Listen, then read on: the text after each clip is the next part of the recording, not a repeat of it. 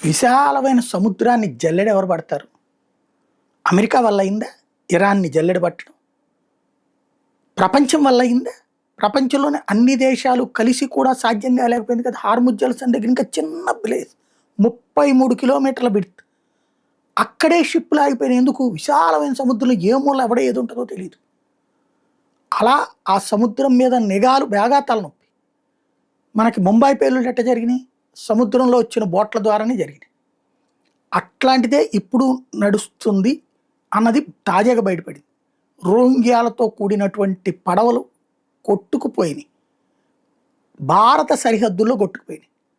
యాక్చువల్‌గా ఇప్పుడు అసలు ఏ రూట్‌లో నుంచి వెళ్తున్నారు అంటే బంగ్లాదేశ్‌లో ఉన్నటువంటి స్మగ్లర్లు వాళ్ళని కాక్స్ బజార్ దగ్గర డబ్బులు తీసుకుని రోహింగ్యాలని అక్కడ నుంచి ఎక్కడికి రావాలో చెప్తారట. సముద్రపు ఒడ్డున నాటు పడవల్లో మలేషియాకి తరలిస్తున్నారట వీళ్ళందరినీ. అది మలేషియాకే తరలిస్తున్నారు, భారత్‌కే తీసుకొస్తున్నారు ఎవడికి తెలీదు. తాజాగా జరిగినటువంటి బోటు ప్రమాదంతో 273 మంది గల్లంతైన విషయం నేపథ్యంలో ఏ రూట్‌లో వస్తున్నారన్నటువంటిది ఇప్పుడు క్లారిటీ వచ్చింది.